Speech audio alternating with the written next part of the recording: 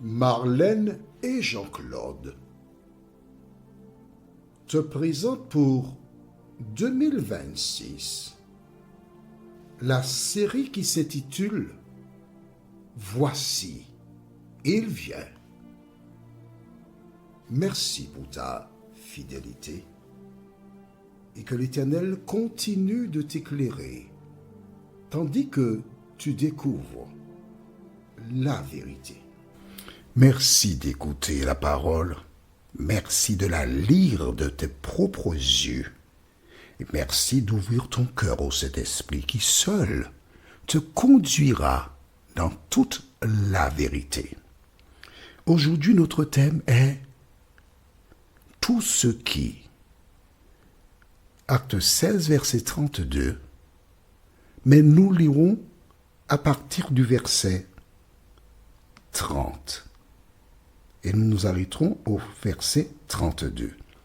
Je commence un tout petit peu plus haut afin de permettre à celles et ceux qui découvrent la série de mieux comprendre la parole. Avant d'aborder le thème, recherchons notre instructeur. Notre Seigneur et notre Dieu, nous voici là en ta présence. Nous sommes épuisés de ce monde de souffrance. Mais nous savons, Seigneur, qu'à la lumière des différents faits qui prennent place dans notre monde, que tu nous aimes, que tu te tiens près de nous et tu as un plan et un projet. Alors que nous sommes sur le point d'ouvrir la parole, cet esprit, merci de venir nous introduire afin que nous puissions non seulement comprendre la parole, mais la laisser nous transformer à ton image au nom de Jésus et pour ta gloire éternelle. Amen. Rappelle-toi, nous avons vu ensemble comment cet homme est venu. Il a été dans la prison, il s'est jeté aux pieds de Paul et Silas. Il les a fait sortir. Et nous lisons au verset 30. Il les fit sortir et dit, « Seigneur, que faut-il que je fasse pour être sauvé ?» Je me rappelle quand j'étais jeune, il y a longtemps, il y a très longtemps, ah oui. Il y a une chanson que j'aimais beaucoup. Elle dit, « Tout le monde veut aller au ciel, oui, mais personne ne veut mourir. » Cette chanson m'avait interpellé. Les gens de l'époque savaient qu'il y a un projet éternel. Ils pouvaient tourner en dérision ce projet. Mais ils savaient que l'éternité, c'est un projet sûr, un projet de l'éternel. Mais avant cette chanson, l'homme a posé la question, que faut-il que je fasse pour être sauvé? Que faut-il que toi qui m'écoutes, que tu fasses afin d'être extirpé un jour, non seulement de la présence du péché, mais aussi des conséquences de ce dernier? Que faut-il que je fasse? Et quand il posa la question à Paul et Silas, ces derniers répondirent, « Crois au Seigneur Jésus et tu seras sauvé. » Le Seigneur Jésus est le ticket gagnant.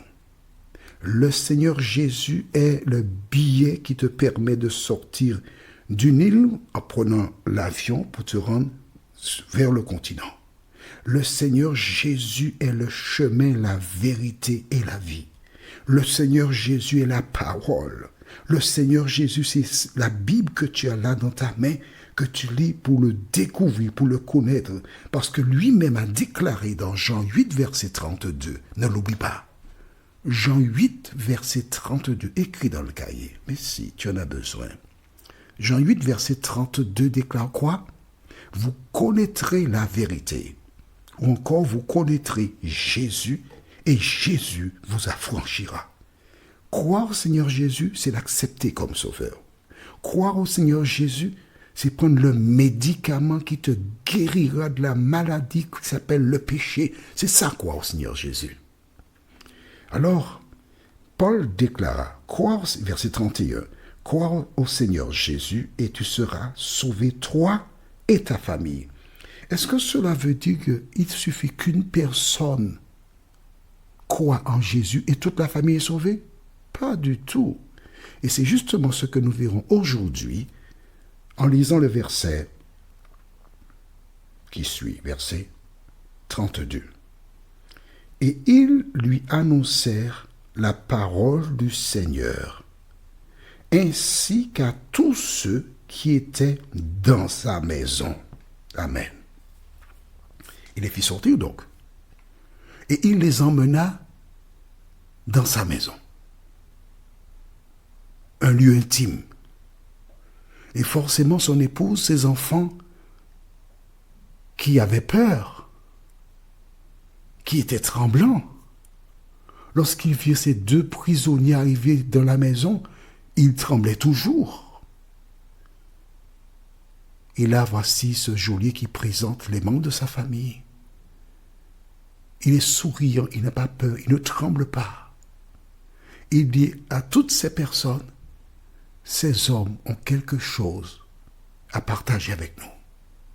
Mais avant qu'il ne parle, je vais vous expliquer. Et là, il explique l'ordre qu'il avait reçu, les démarches. C'est pas écrit dans la Bible, je sais, mais attends, mais je t'explique quelque chose. C'est pour que tu comprennes.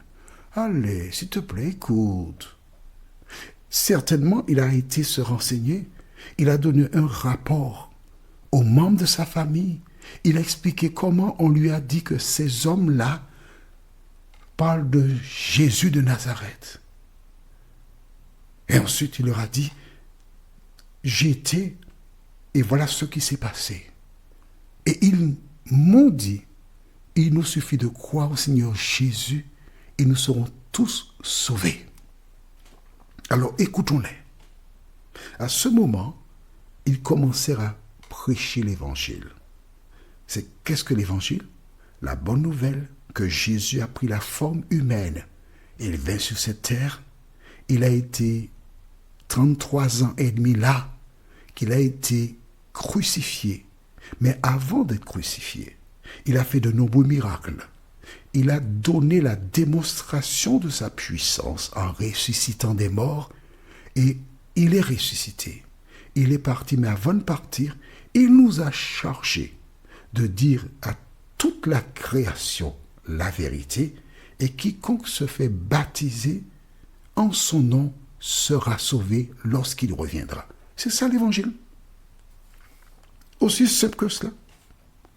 Ils annoncèrent la bonne nouvelle de l'évangile dans la demeure de cet homme.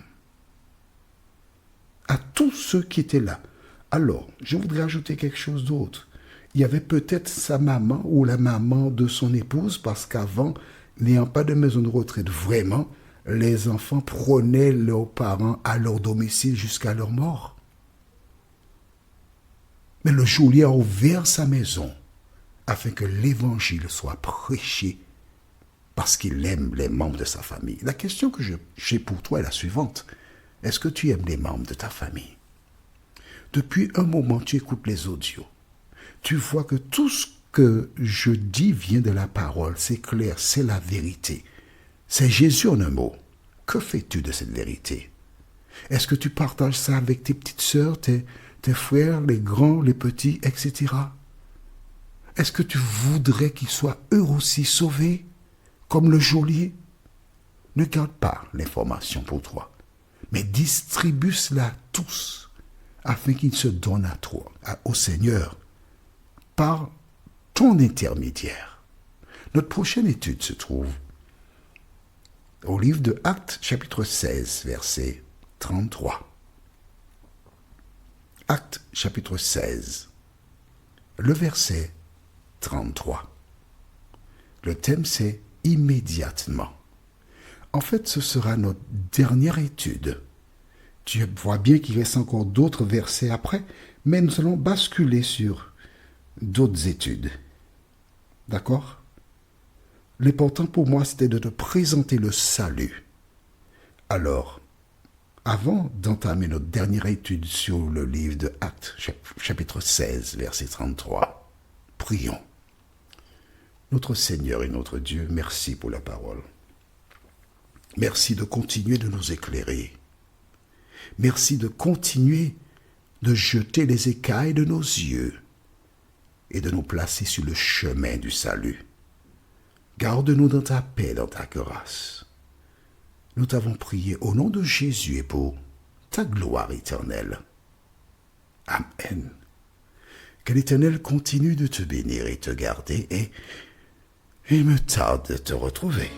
Nous sommes parvenus au terme de notre réflexion. Si d'aventure tu as une question, il te suffit d'envoyer un message par le biais de WhatsApp au numéro suivant, plus 596 696 88 93 93. Et alors Jean-Claude, moi, je me ferai un réel plaisir de répondre à ta question.